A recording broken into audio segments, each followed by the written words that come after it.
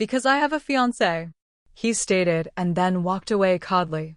Karen stared rightly after his shadow till it was no longer in view. Then she broke down crying, without caring for the fact that she was going to ruin her makeup and that wasn't going to please her father. PR. Princess. Rahina called. She was worried for her. I want to be left alone. Karen muttered with tears flowing from her face. She was used to crying alone, without no one to comfort her. As Rahina left her, she broke down crying her heart out. She damned the consequences of being caught by her father and let herself cry out. She was heartbroken, shattered beyond measure, and the worst of all was that there was no one to comfort her. Why is she this ill-fated? She had bared to live with the hatred her father had for her, hoping that one day she'd have a mate who would love her, how she had counted her eggs and was waiting for them to hatch, but a second rejection by her mate? She suddenly heard an angry growl inside of her. She was startled as she paid rapt attentions to listen to the voice again, and surprisingly she heard the growl again. Kiera? She called out disbelievingly. She'd had never believed that her wolf, Kiera, would be also devastated like she was to express her anger. You don't want to get on my bad side today, do you? It was her father's commanding voice that jolted her away from her thought. Karen stuttered, cleaning her face off hurriedly. Is that how you appreciate me for throwing such a feast for you, ingrate?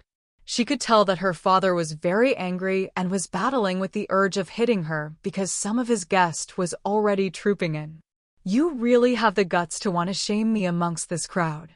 Now, you would cheer up and put on a cheerful face in order to please these noble men, or else I would have you locked up in the dungeon where you were meant to be. Her father threatened and then walked away, leaving her flabbergasted and transfixed to that same spot. Karen blinked her eyes few minutes away from when her father left her transfixed to that spot. Her life was in her father's hands, and therefore she had no option than to oblige to her father's command. She rubbed off the tears in her face and smeared some powder to brighten her face. She put on a faked smile and then started walking to the main floor of where the grand feast would be held. Her father must be gullible if he thinks she was going to let herself be sold at the auction like a garbage. She had the right to her life, and she was done with him planning everything for her, treating her like a trash when she was actually his biological daughter. She was done with everything and needed to experience a new life, a life she wishes would worth more than her present miserable life. She had it all planned. She would escape from the feast and away from the palace to any nearby town, even though she hadn't figured out where she'd be going. She was determined to leave the palace. She had to take this bold step for once in her life, most now that she's aware that her destined mate have a fiancé and there was no way he'd be claiming her as his mate. She have to learn to live for herself. Just within the blink of an eye, the feast hall was already crowded with different people, different noble men and females. Karen would have been happy for being the celebrant of the feast, but she cared less because of what was going on around her. The feast started, but she was absent-minded and was lost in her thought, thinking of how to move on with her escape plan. She was still lost in her thoughts when she heard her father standing in the big podium and was beckoning on her to stop forward. She stood up, to his command. That was when she discovered that all eyes was fixed on her. She wasn't used to getting much attention, and she suddenly started feeling discomfortable. Karen braced up herself as she started walking to the podium where her father stood. She ignored the stares she was getting and continued walking until she got to where her father was. She gave a bow to her father, and then he encouraged her to stand by him.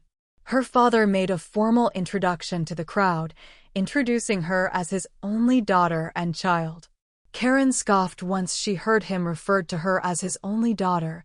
The last time she checked, never for once had she recalled being treated as his daughter. He made her go laborious work meant for the males of their pack and other heavy tasks, and still punish her at every attempt he gets for getting a task failed or not done properly.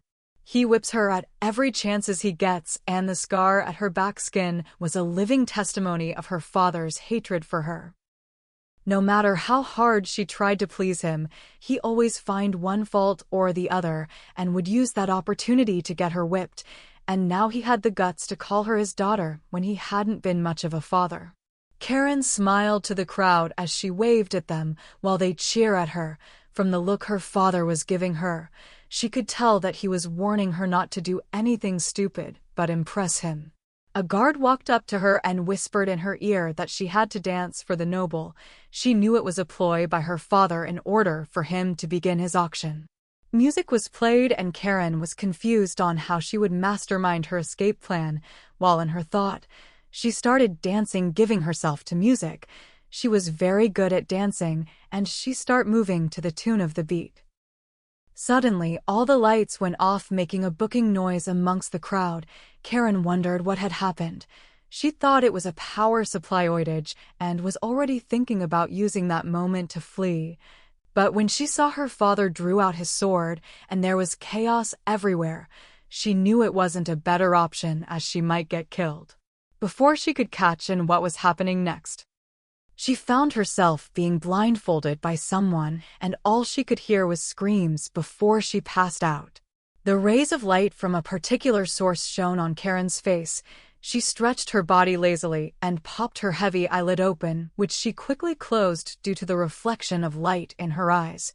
She turned her eyes away from that angle and faced a less reflected angle.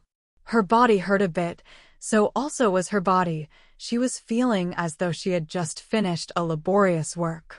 Her eyes scanned around her environment. That was when it dawned on her that she was in a strange place, which was more like a dungeon. She was in a dungeon? What was she doing there?